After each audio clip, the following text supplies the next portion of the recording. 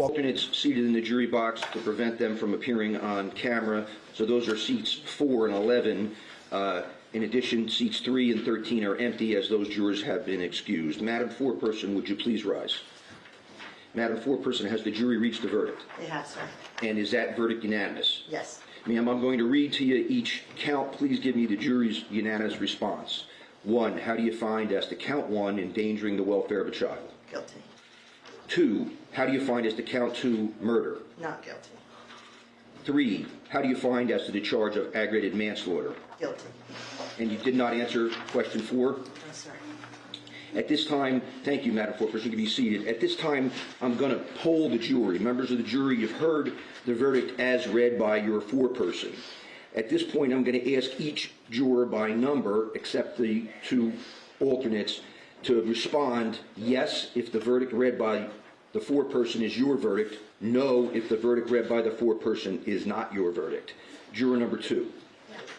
Juror number 3 is empty. Juror number 4 is alternate. Juror number 5. Yes. Juror number 6. Yes. Juror number 7. Yes. Juror number 8. Yes. Juror number 9. Yes. Juror number 10. Yes. Juror number 11 is an alternate. Juror number 12. Yes. Juror number 13 has been excused. Juror number 14. Yes. Juror number 15. Yes. Juror number 16. Is counsel satisfied that the verdict is unanimous?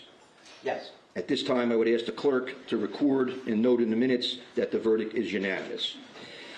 Ladies and gentlemen of the jury, the function you have performed is one of the most important civic duties you can ever be called upon to fulfill. With the return of your verdict, your service in this case is complete. Katherine Lozardo, your reaction to this verdict, not guilty on murder, but guilty on aggravated manslaughter and endangering the welfare of a child. Thank you, Judge. Thank you, everyone. I respect the jury's decision. I like what Afi said. Here in New Jersey, or there in New Jersey, aggravated manslaughter means that he committed extreme indifference to Corey's life, that because of his recklessness. And that's what we see here with the child abuse.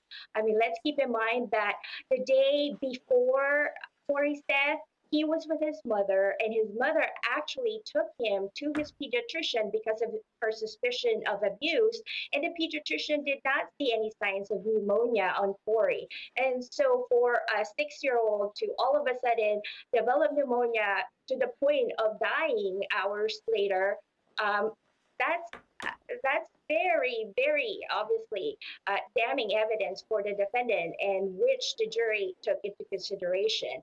Now, whether or not it's murder, the jury obviously found that he did not commit that, but reckless, aggravated manslaughter, and recklessly and extreme indifference to Corey's life, I completely agree. Want to make sure I'm just correcting myself here. I said that there was count 3. I thought I heard 3 counts when the judge when the jury came out with the verdict, but the aggravated manslaughter is a lesser included to the murder.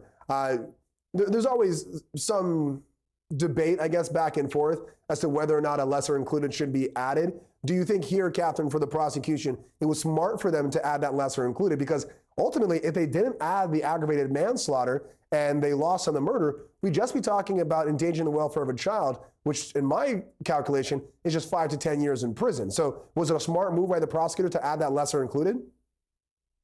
I think so, and I agree that they included that because we saw how the defense put up a really good expert that said that Corey died of pneumonia, not of abuse, and there were a lot of questions as to the bruising internally, the bruising of his internal organs, as to whether that's caused by the beating.